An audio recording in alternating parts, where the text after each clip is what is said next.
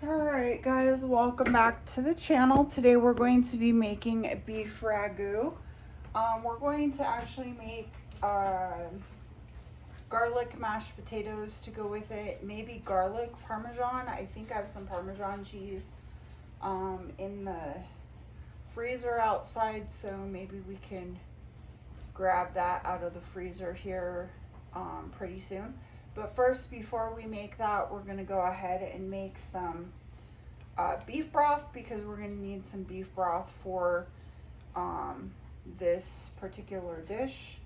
I am grabbing a bunch of garlic here, and I've already have my beef bones in the pressure cooker ready to go here. I don't know how many, is this three of them. I'm gonna throw some garlic in there, and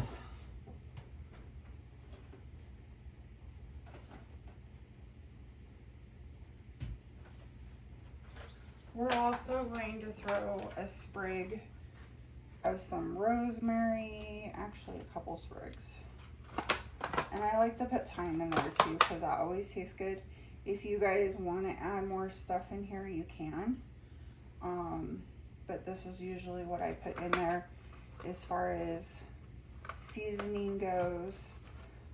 For that, you can also put carrots, you know, kind of like a mirepoix kind of thing, which would be like carrots and celery and all that stuff. Actually, I think I'm going to fill this up all the way. So I'm going to take this out and put this all the way.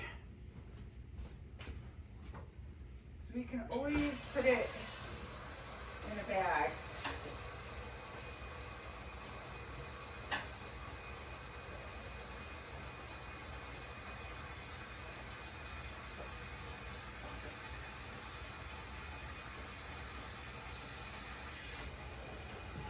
This recipe calls for, I think, 1 or 2 cups, but we're gonna make way more than that. That way we have extras for later down the road. I'm gonna put this on. We're gonna put this on to seal. Turn this. Put it on to pressure cook, high.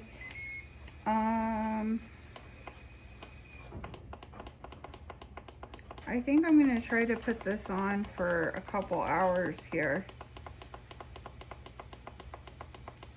so it seals in all the flavors. You can also put a little bit of apple cider vinegar if you like that flavor. I don't particularly like that kind of flavor, so I don't use it. Now it's all sealed and it's on high, ready to go. So we'll be back after this is done, and we'll get everything ready to go for the mirepoix, or we will be using a mirepoix, I should say, for our recipe. Mirepoix is like the French version of celery, carrots, and onions. And then of course garlic will be in there. And then also we're going to do the Italian version, which will have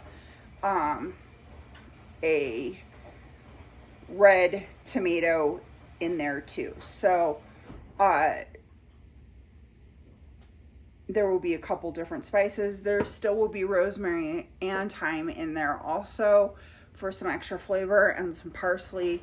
So, and of course our potatoes, which I haven't done anything with them yet, so we'll have to get those guys ready to go. And I do not have a bone in beef, so we're going to use a boneless beef today, so hopefully the bone in here will also help with that.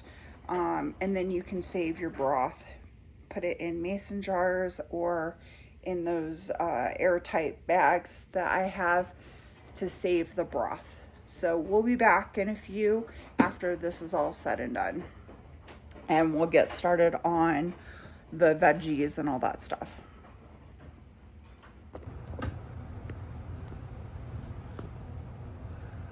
Okay guys, so I removed the bones and everything from the from the marrow bone for the beef broth.